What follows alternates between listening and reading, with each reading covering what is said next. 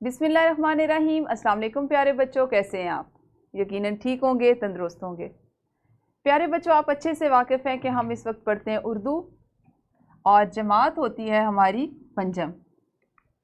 ہم نے اس میں، جیسا کہ آپ کو اس تصویر سے دکھائی دے رہا ہوگا، ظاہر ہو رہا ہوگا ان شخصیت کو دیکھ کر کہ ہم نے اپنے کون سے سبق کا آج آغاز کرنا ہے؟ ایک انسانیت نواز شخصیت۔ آپ کی درسی کتاب کا یہ ہے سبق نمبر 13، اور آپ جانتے ہیں نا کہ وہ انسانیت نواز شخصیت کون ہے؟ جی، ہم اس سبق میں انسانیت نواز شخصیت میں عبدالستار ایدھی صاحب کے بارے میں پڑھیں گے۔ بظاہر آپ کو اندازہ ہو گیا ہوگا، ہو سکتا ہے آپ میں سے کچھ بچوں نے اس سبق کو بھی پہلے پڑھ رکھا ہو تو ان کو بھی پتا ہوگا، ٹھیک ہے؟ ہمارے اس سبق میں مجموعی طور پر جو حاصلات تعلم شامل کیے گئے ہیں وہ کچھ اس طرح سے۔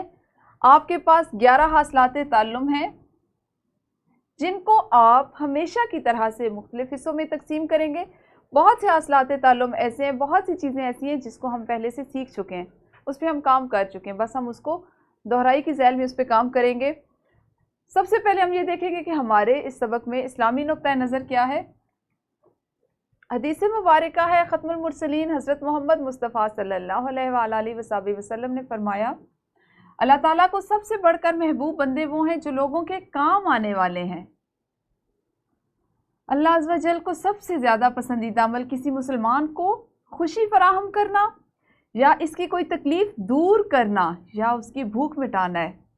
دیکھیں کتنی بڑی بات ہے نا کہ اللہ تعالیٰ کو کیسے لوگ پسند ہیں، اور اللہ تعالیٰ کے پسندیدہ لوگ وہ ہیں۔ اگر ہم جب پڑھیں گے اس کو عبدالستار ایدھی کو، تو ان میں بھی، ان کی شخصیت میں بھی ہمیں وہ تمام خوبیاں دکھائی دیں گی کہ جو بظاہر اللہ تعالیٰ فرماتے ہیں کہ اگر آپ میں یہ خوبیاں ہوں گی تو میرے پسندیدہ بندوں میں شمار ہوگے۔ تو دعا کیا کریں اور کوشش کیا کریں کہ ہم بھی ایسے کام کریں کہ اللہ تعالیٰ ہمیں بھی اپنے پسندیدہ بندوں میں شمار فرما لے۔ سبق نمبر ہے جی 13.1، یعنی 13ویں سبق کا پہلا حصہ، اور اس دن آپ پڑھیں گے غلط فکرات کو درست کر سکیں اور رموز اوقاف، جس میں ہم وقفہ، ختمہ، سکتہ، استفہامیہ، قوسین اور واوین کا استعمال کر سکیں۔ رموز اوقاف کی بہت سی علامات ایسے ہیں جس کو ہم پہلے سے سیکھ چکے ہیں، جو کچھ بچتی ہیں ہم اس پہ کام کریں گے اور ان سب کی باقی سب کی دہرائی کریں گے، ٹھیک ہے؟ سبق نمبر 13.2 جن حاصلات تعلم پر مشتمل ہوگا وہ ہوں گے عبارت جس میں نظم و نثر ہے شامل، اس کو پڑھ کر اس میں موجود معلومات اور تصورات کو اخذ کر سکیں۔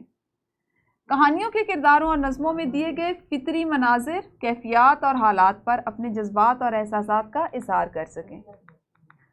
سبق نمبر 13.3 حاصلات تعلم ہوں گے ہمارے واقع یا ماحول کا مشاہدہ کر کے تحریری اظہار کر سکیں، ماحول اور معاشرے سے متعلق مسائل کے بارے میں اپنا نقطہ نظر پیش کر سکیں۔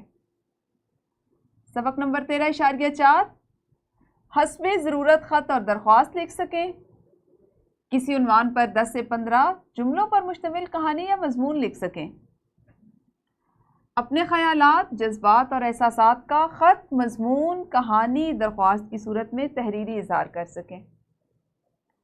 سبق نمبر 13 ہوگا، اور ہمارا اس کا جو 5واں حصہ ہوگا اس دن آپ سیکھیں گے تصویر دیکھ کر اس کے کرداروں اور مناظر کے بارے میں اپنی رائے قائم کر سکیں۔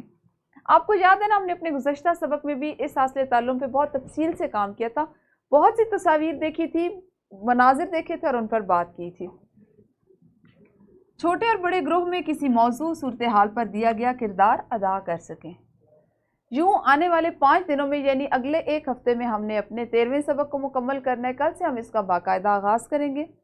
اس وقت تک آپ سب لوگ اپنا خیال رکھیے۔ اللہ حافظ، شکریہ۔